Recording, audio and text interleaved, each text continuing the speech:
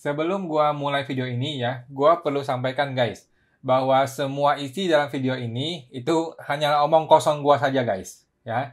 Ini adalah pendapat pribadi gua 100%, ya. Ini bukanlah kejadian yang sebenarnya, tidak ada bukti atau fakta apapun yang mendukung, bukanlah kajian akademis juga, dan ini sepenuhnya hanyalah imajinasi dalam pikiran gua saja guys, ya. Ini tidak pernah terjadi dalam dunia nyata. Oke. Kalau ada nama atau tempat atau istilah yang Anda merasa familiar, nah pahamilah bahwa yang gua maksud itu bukanlah yang Anda kenal itu, gitu. Tapi hanyalah semata-mata nama atau tempat atau istilah yang ada dalam dunia imajinasi gua, oke? Yaitu negara Wakanda. Oke. Baru minggu lalu ya kita membahas berita seorang pejabat Dijen Pajak, yaitu Bapak Eka, di bidang penegakan hukum kalau nggak salah, menegaskan bahwa pemeriksaan pajak harus diselesaikan terlebih dahulu. Barulah WP boleh ikut program PPS. Ya. Terus gua mempermasalahkan bahwa orang yang sedang di SP2DK tetapi belum diperiksa bagaimana? Nah, pertanyaan pertama adalah apakah orang ini boleh ikut PPS? Pertanyaan kedua adalah, apakah orang ini boleh ditingkatkan ke pemeriksaan dalam rentang waktu Desember ini ya, sehingga dia terhalang haknya untuk ikut program PPS lebih awal. Nah, hari ini ada berita baru nih guys. Ini akan menjawab pertanyaan yang pertama tadi itu. Bagi Anda yang sedang menerima SP2DK tetapi belum diperiksa, apakah boleh mengikuti program PPS 2022? Oke, mari kita baca beritanya ya. Nih, wajib pajak mendapat SP2DK bisa ikut PPS tanda tanya. Ini kata Dirjen Pajak ya. Ini dari portal DDTC ya, portal news paling terpercaya di Indonesia. Nah, wajib pajak orang pribadi yang mendapatkan SP2DK tetap bisa mengikuti kebijakan 2 program PPS tahun depan ya. Direktur Penyuluhan Pelayanan dan Humas Dijen Pajak, Bapak Nel Maldrin Nur, Pak Nur ya, yang sering kali kita dengar. Kalau Pak Eka baru kemarin gue dengar dia. Mengatakan hanya wajib pajak orang pribadi yang sedang dilakukan pemeriksaan saja yang tidak dapat mengikuti skema atau kebijakan 2 PPS. Jadi, kalau SP2DK, wajib pajak masih bisa memenuhi ketentuan tersebut. Kalau harus dilakukan pembetulan, maka dapat dilaksanakan pembetulan ini saat ini itu, tetapi tidak dengan PPS katanya ya. Ini udah bentrok kemana-mana ini, udah timpang tindih kemana-mana. Tapi nanti dah kita bahas di tempat lain. Gue udah bahas di video-video yang lain ya. Oke, kesempatan yang ditawarkan pemerintah melalui PPS diharapkan dapat dimanfaatkan wajib pajak orang pribadi khususnya UMKM yang terlanjur memiliki penghasilan dan harta yang tidak dilaporkan pada SPT. Oke. Udah, selanjutnya ini cuma berita doang, nggak ada lagi. Jadi cuma ngomong satu kalimat itu doang, guys. Oke, kita baca lagi ya. Jadi kalau SP2DK, wajib pajak masih bisa memenuhi kriteria tertentu, ketentuan tersebut. Oke, jadi artinya masih bisa ikut program PPS, gitu guys. Oke. Jadi sudah clear ya, teman-teman ya, sudah clear ya. Kalau Anda belum diperiksa, kalau Anda masih berstatus menerima SP2DK saja nih ya, maka Anda clear. Lu itu qualified. Lu masih paham posisi lu ya. Clear. Lu adalah qualified boleh ikut program PPS 2022. Ya, jangan sampai masih ada wajib pajak yang bingung mengenai hal ini. Oke. Jadi sekarang ini fokus dari seorang wajib pajak yang sedang menerima SP2DK adalah bagaimana caranya agar dalam waktu 1 bulan ke depan ini nih, Desember ini, saya tidak ditingkatkan statusnya dari SP2DK menjadi pemeriksaan resmi. Ini yang sedang menjadi fokus semua wajib pajak sekarang ini. Kenapa? Karena ketika Anda diperiksa, ya maka tertutuplah hak Anda untuk ikut program PPS dari lebih awal. Gitu. Ya Anda kan harus ngeberesin terlebih dahulu nih pemeriksaan ini. Gitu. Minimal 1-2 bulan ke depan lah, karena bolak-balik ngurusin pemeriksaan itu repot ya. Nah, setelah 1-2 bulan itu, barulah Anda bisa ikut program PPS. Gitu. Nah, sehingga sekarang muncul 2 pertanyaan penting nih, guys. Oke, 2 pertanyaan penting. Pertanyaan pertama adalah what? What? Apa yang bisa membuat AR mempending status Anda? Oke? Apa yang bisa membuat AR mempending status Anda dari SP2DK menjadi pemeriksaan? Pertanyaan kedua adalah how? Setelah lu tahu what-nya, how? Bagaimana caranya Anda bisa meminta agar AR Anda itu tidak menaikkan status Anda menjadi pemeriksaan resmi? Jadi pertanyaannya adalah what dan how, ya. Apa dan bagaimana. Sebelum kita bahas apa alasan SP2DK Anda bisa dipending, Anda perlu pahami dahulu nih guys, bahwa SP2DK itu adalah sebuah surat resmi, gitu ya guys. Surat ini harus ditindaklanjuti sampai selesai loh. Oke, dan ini berhubungan dengan kinerja si petugas pajak, berhubungan dengan gaji dia, berhubungan dengan bonus pegawainya, dan kenaikan pangkatnya, dan lain-lain sebagainya gitu. Oke ya?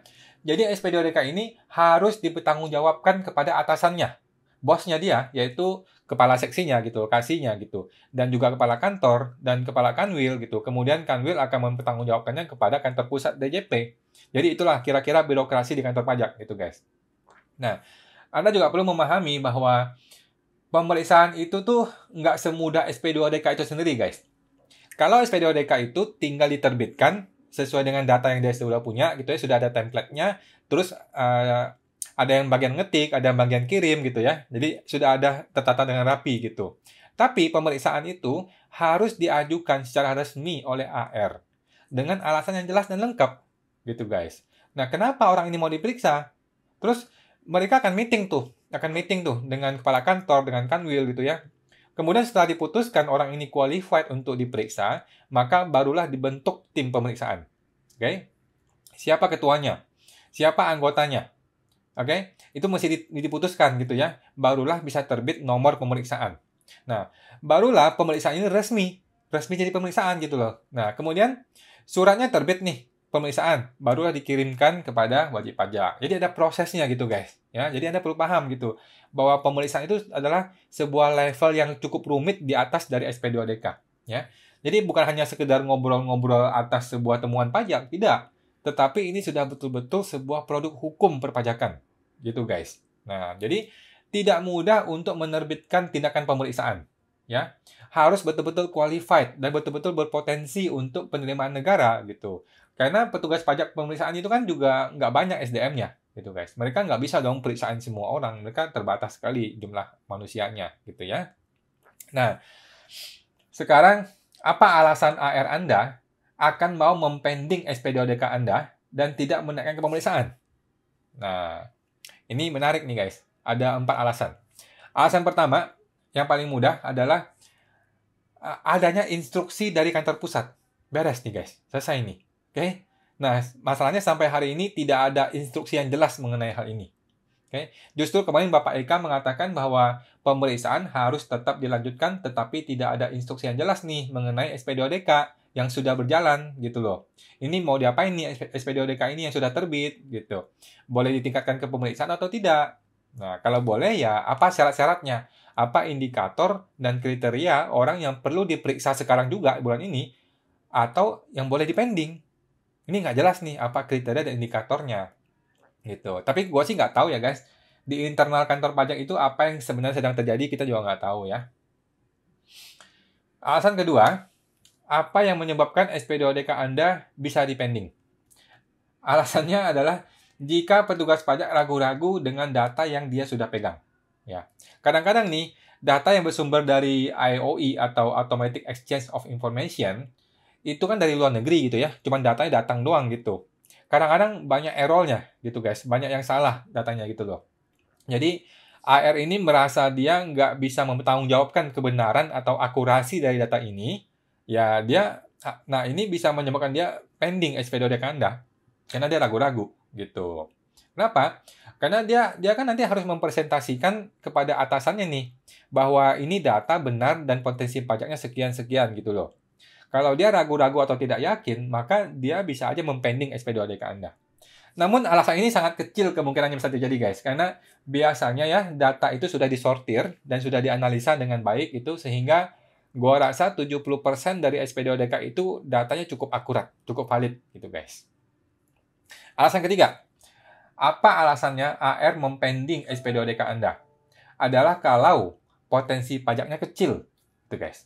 Kalau Anda mendapatkan SP2DK dengan potensi pajak 10 juta, 5 juta gitu ya, itu terlalu kecil dibandingkan dengan effort atau tenaga yang harus dikeluarkan oleh pemeriksa pajak untuk melakukan pemeriksaan kepada Anda. Gitu. Jadi, Hanya SP2DK yang potensi pajaknya cukup besar saja yang akan ditingkatkan ke pemeriksaan pajak. Ya minimal ratusan juta gitulah potensi pajaknya gitu. Sehingga kalau 100 juta itu kan ke atas gitu ya, masih worth it gitu loh. Masih worth it gitu. Masih sepadan dibandingkan dengan tenaga yang harus dikeluarkan oleh para pemeriksa pajak ini gitu. Karena mereka gaji gede-gede, ya kan? Mesti sepadan gitu. Nah, tetapi ini juga kecil kemungkinannya guys. Kenapa? Karena biasanya SP2DK itu kalau sudah terbit, biasanya potensi pajak itu sampai ratusan juta, bahkan miliaran udah banyak sekali gitu. Belakangan ini ya, beberapa hari ini, orang-orang yang cari gua gitu dari berbagai tempat, dari berbagai media sosial malah, potensi pajaknya itu sudah miliaran, 1, 2, 3 miliar tuh udah terjadi gitu loh guys. Ya. Nah, sekarang sudah ada 3 alasan ya, yang kecil kemungkinan akan terjadi, yaitu tidak ada instruksi yang jelas dari kantor pusat, kemudian datanya sudah cukup diyakini benar, dan potensi pajak Anda sudah cukup besar. Jadi, apa harapannya sekarang nih guys? Alasan yang terakhir. Alasan yang terakhir adalah diskresi. Ini kata yang sangat ajaib ya. Diskresi atau keputusan sepihak dari si AR Anda, atau kepala seksi Anda, atau kepala kantor, atau kepala kanwilnya. Ya. Jadi mungkin saja si AR itu secara pribadi ya memutuskan, oh gua nggak mau periksa orang ini gitu. Itu nggak masalah gitu guys. Ya. Jadi SP2DK ini pending. Apakah boleh? Ya boleh-boleh saja. Ya. Karena SP2DK yang dihandle oleh satu AR itu ada banyak, ada ratusan, bahkan ribuan guys. Ribuan SP2DK oleh satu orang yang handle, kan gila loh. Ya.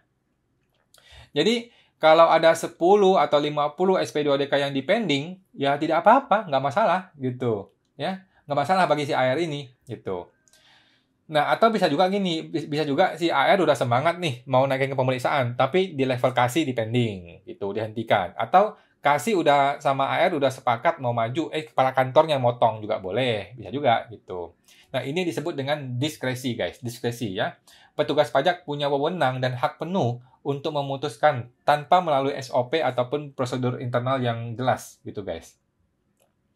Nah, sekarang pertanyaannya, kenapa seorang AR mau melakukan hak diskresi dia, hak pribadi dia, untuk mempending SP2DK Anda? Kenapa? Nah, hal ini bisa disebabkan oleh beberapa hal guys. Contohnya, dia merasa iba atau kasihan sama Anda gitu ya. Atau dia merasa ya Anda wajib pajak yang kooperatif dan selama ini baik-baik hati gitu ya. Atau mungkin ya Anda nangis-nangis di depan dia gitu, mungkin bisa juga. Atau Anda kasih dia uang suap. Mungkin juga ya. Untuk memohon gitu. Ya dipending lah 1 bulan lah Pak, Bu gitu. Kasih duit gitu. Nah, sekarang dari 4 alasan tersebut, mari kita analisa guys. Yang mana yang paling mungkin terjadi ya? Untuk bisa membantu Anda meyakinkan AR untuk mempending status SP2DK Anda. Instruksi dari kantor pusat, udah nggak mungkin, karena tidak ada instruksi sampai hari ini. Ya, kita tunggu nih minggu depan, mungkin juga ada. Alasan kedua, dan ketiga juga ya, kecil kemungkinan terjadi. Ya, karena biasanya hitungan AR itu sudah agak matang, sudah cukup akurat datanya, dan potensi pajaknya biasanya besar-besar. Ya. Jadi, alasan yang paling bisa digunakan adalah alasan terakhir, yaitu diskresi seorang AR atau kasih atau kepala kantor atau kepala kanwilnya. Nah, pertanyaan gua kepada Anda adalah, kenapa? Kenapa dia mau mengikuti permohonan Anda ini? Lu siapa? Kenapa guys? Coba dipikir. Terus terang ya guys, gua berusaha menempatkan diri gua di posisi seorang petugas pajak. Ya, kalau gua sudah pegang data nih, ya, yang sangat konkret ya, data pajak gitu ya, bahwa seseorang wajib pajak punya potensi perpajakan PPh dan PPN 1, 2, 3 miliar gitu ya. Gue sudah kirim SP2DK-nya, gue sudah capek-capek bikin nih ya, SP2DK kan harus gue bertanggungjawabkan kepada atasan gue, dan 1 bulan ke depan nih, 1 bulan lagi nih, gue harus bikin keputusan, orang ini mau gue periksa supaya dia tidak ikut PPS, atau gue pending supaya dia boleh ikut PPS. Oke? Tetapi konsekuensi dari kasih dia kesempatan ikut PPS adalah duit pajak yang 3 miliar ini, potensi pajaknya akan hilang. Oke? Kerja keras gua selama ini yang sudah susah-susah menyusun SP2DK ini dengan berbagai analisa data yang sudah lengkap sangat gua lakukan gitu ya. ini akan hangus, guys. Tidak ada penerimaan pajak Rp1 pun dari SP2DK ini. Oke? Nah, jadi kira-kira kenapa? Why? Ya, why gitu. Kenapa gua mau menggunakan diskresi gua, menggunakan hak keputusan pribadi gua untuk mempending SP2DK orang ini? Terus terang guys, gua sudah berpikir beberapa jam ya, dari siang sampai malam ini gitu. Gua nggak ketemu loh, ada sebuah alasan yang masuk akal, sebuah logika yang cocok, kenapa gua mau mempending SP2DK orang ini. Kecuali gua di-swap. Oke. Satu-satunya alasan yang masuk akal, yang secara logika gue ya, adalah kalau gue disuap, gue dikasih duit. Nah, barulah gue bersedia menggunakan hak diskresi gue untuk mempending SP2DK wajib pajak tersebut. Oke, anggaplah ya, dia punya potensi pajak 3 miliar, gitu ya. Gue udah kasih surat nih, potensi pajak hitungannya 3 miliar, ya.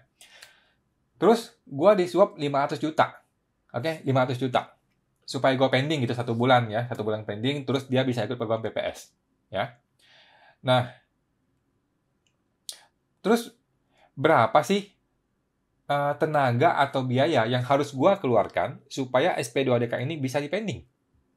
0 guys, 0, oke, 0. Sesungguhnya tidak ada biaya yang harus dikeluarkan supaya gue bisa mempending SP2DK tersebut, gitu. Nah, sepenuhnya hal ini adalah hak diskresi gue, gitu. Kalau gue bisa dapat 10 orang aja ya, yang kasih gue suap, maka gue dapat 5 miliar. Ya, 5 miliar guys. Bayangkan kalau gaji gue 20 juta sebulan, anggaplah gitu ya. AR tuh nggak tahu gaji berapa. Anggaplah 20 juta sebulan. Maka gue dapat 5 miliar itu adalah gaji gue selama 20 tahun guys. 20 tahun ya. Nah, menurut lo nih guys, menurut Anda nih ya, kalau ada wajib pajak yang nawarin suap ke gue perlu ambil nggak ya? 500 juta. 10 orang 5 miliar. Ya, kalau gua sih ya, kalau Awan ini seorang petugas pajak gitu ya, gua nggak usah mikir 2 kali, guys. Nggak usah mikir 2 kali, langsung gua ambil. Ya, gaji gua selama 20 tahun bisa gua dapatkan dalam 1 bulan yang sangat sempit ini dengan memanfaatkan celah peraturan yang sangat menguntungkan gua secara pribadi. Gitu, guys. Ya, celah peraturan ini ya, mungkin hanya terjadi 1 kali seumur hidup gua, guys. Ya, mungkin hanya 1 kali ini sajalah gue bisa dapat 5 miliar dalam sebulan tanpa gue mesti ngapa-ngapain gitu loh. This is the only chance I have in my life. Oke, satu-satunya kesempatan gue, yaitu kali ini. Oke, gue cuma perlu melakukan berbagai ancaman dan perang psikologis kepada si wajib pajak ya, sampai orang ini menyerah dan akhirnya kasih gue duit. Oke, nah, kalau nanti gue ketahuan terus gue di penjara, ya anggaplah gue di penjara 5 tahun gitu ya, kan ini kecil cuma 5 miliar ya. Nggak apa-apa guys, ya di penjara 5 tahun, tapi gue dapat gaji 20 tahun gitu loh. Berarti kan setelah gue keluar penjara, gue masih punya waktu 15 tahun. Nggak usah kerja gitu loh, nggak usah ngapa-ngapain gitu. Tapi gue punya uang yang bisa menggantikan gaji gue selama 15 tahun tersebut. Gila guys, ya. Jadi logikanya masuk kan guys, ya. Teman-teman bisa nangkap logika gue kan ya. Oke, terus terang ya guys, tidak ada logika yang membuat gue ya akan menggunakan diskresi gue untuk pending SP2DK wajib pajak kecuali gue disuap. Terus terang nih ya, gue nggak ketemu ada logika yang lain yang bisa membuat gue seperti itu, gitu guys. Nah, sekarang gue mau menempatkan diri gue sebagai wajib pajak ya. Oke, Anda seorang wajib pajak nih. Ya, Anda tahu dong kalau Anda yang bersalah, ya kan? Nah, semua wajib pajak tuh tahu dalam hatinya gitu ya, walaupun dia mau nangis-nangis, mau marah-marah, bentak-bentak dan sebagainya, tapi di dalam hatinya yang paling dalam, dia tahu bahwa dialah yang bersalah, ya. Di dalam hatinya dia tahu hitungan AR itu kemungkinan besar memang benar, segitu pajak mesti dia bayar, gitu. Jadi si wajib pajak ini tuh ketika diancam akan diperiksa dan sebagainya, hatinya galau, gitu. Udah nggak tenang gitu guys. Kenapa? Karena dia tahu bahwa ini mungkin benar datanya nih, gitu. Dia tahu bahwa data ini kalau diteruskan ke pemeriksaan pajak, gue bisa betul-betul bayar segini loh. Nah, sehingga sekarang si wajib pajak hanya punya 2 pilihan, ya, 2 cara. Hanya ada 2 cara bagi seorang wajib pajak, bagaimana agar SP2DK-nya bisa dipending sampai ke tahun depan. Oke? Oke, tapi ada 1 cara ketiga guys. Ya, ini bonus buat Anda yang nonton video ini sampai selesai. Oke? Ya, cara pertama, yang paling simpel dan paling benar ya, adalah Anda penuhi permintaan dari petugas pajak itu. Yaitu, bayarlah pajaknya, PPN, PPh-nya dengan benar, bayarlah apa adanya, gitu ya. Lu berdiri dengan tegak. Lu bilang, oke Pak, oke Bu, ya sekarang saya sadar. Dulu saya memang bersalah, tapi sekarang saya sadar, ya. Dan saya adalah orang yang jujur. Oleh karena itu, saya akan bayar semua perpajakan yang Anda sudah hitung itu, Pak. Oke, besok saya bayar. Tolong Bapak terbitin e-billing hari ini, besok gue bayar. Oke, selesai. Beres, guys. Ya, jadilah seorang gentleman, guys. Ya, jadilah seorang yang berani bertanggung jawab atas kesalahan pribadi lu sendiri. Gitu. Oke, itu cara pertama ya. Kalau Anda tidak mau melakukan cara pertama, maka cara kedua yaitu kasih uang suap. Oke, sekali lagi ya, gue tidak mengajarin lu untuk ini ya. Anda punya pilihan bebas ya. Kasih duit gitu ya. Lu sudah lama kan tinggal di negara ini ya. Lu paham maksud gua, ya kan? Kapan terakhir lu bikin KTP? Kapan terakhir lu bikin SIM? Ya, kapan terakhir lu mengurus sesuatu di kelurahan, kecamatan, atau kepolisian, dan lain-lain sebagainya gitu ya. There is no free lunch. Guys, tidak ada makan siang gratis di negara setengah demokrasi ya.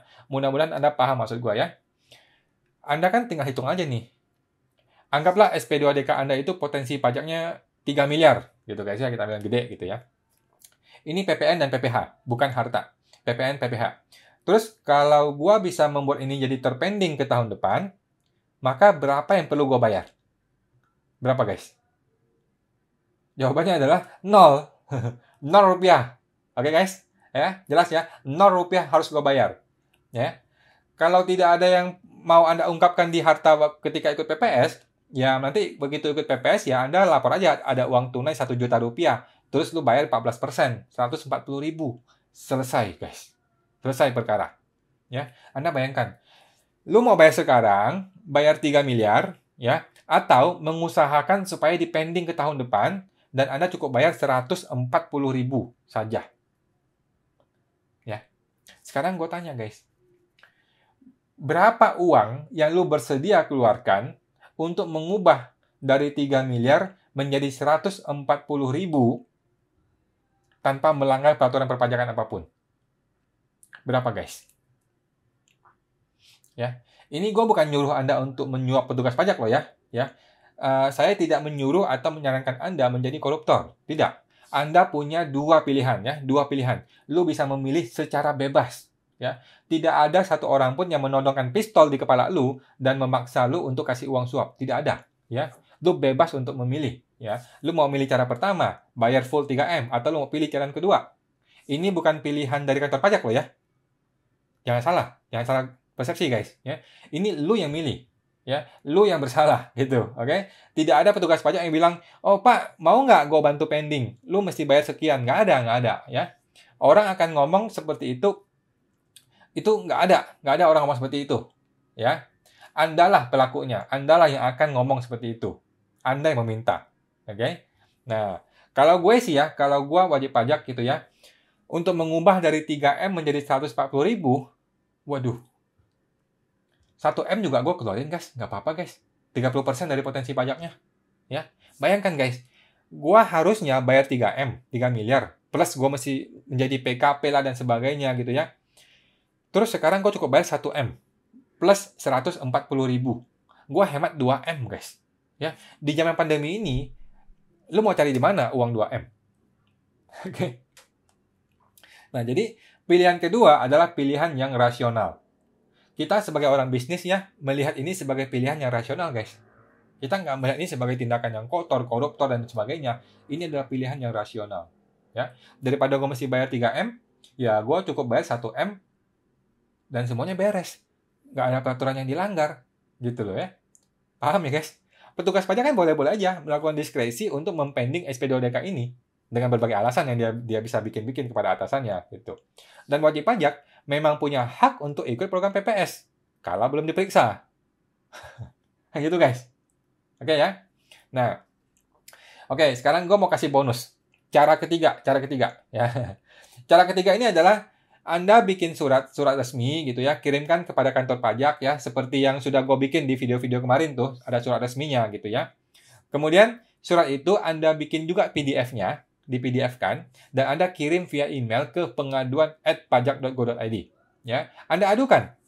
Anda bukan mengadukan kantor pajak atau personal manusianya, bukan, tetapi Anda mengadukan dalam hal memohon agar diterbitkan dong instruksi supaya SP2DK ini tidak dinaikkan ke pemeriksaan dalam rangka membantu atau mendorong wajib pajak ikut program PPS 2022. Gitu guys, ya. Kalau lu mau menghindari terjadinya korupsi, lu mau mendorong prinsip anti korupsi, kalau Anda mau supaya program PPS ini sukses gitu ya, maka ayo dukung saya gitu guys ya. Anda kirim surat resmi via email kepada pengaduan tersebut. Kita lihat nih, berapa ribu orang yang mau mengirimkan surat tersebut. Berapa banyak orang yang mau susah-susah bikin surat, mengetik, terus print, mengetik di email, dan kirim emailnya. Gitu. Kita lihat guys, video ini nanti ditonton oleh berapa banyak orang. Ya, kita lihat apakah mereka akan mendengar aspirasi si pejabat nih ya, para pejabat, Ibu Sri Mulyani dan sebagainya, apakah mereka mau mendengarkan aspirasi dari masyarakat ini. Gitu guys. Ya. Kalau berita ini bisa viral, ya maka mudah-mudahan para pejabat di Ditjen Pajak, Pak Nur sampai ke Ditjen Pajak sampai Bu Sri Mulyani ya mau mendengar Anda sehingga dia mau menerbitkan instruksi supaya mempending SP2DK wajib pajak. Gitu guys. Tapi kalau ternyata para pejabat itu tidak mau mendengarkan Anda gimana? Ya, nggak usah baper ya guys. Oke, udah biasa guys, nggak usah baper, nggak usah marah-marah ya. Oke, sudah biasa ya, lu nggak usah baper. Ya, Anda punya dua pilihan tadi itu, ya. Dan Anda sudah tinggal memilih mau pilih yang mana dari dua pilihan itu. Terus Anda lanjutkan hidup Anda dan move on.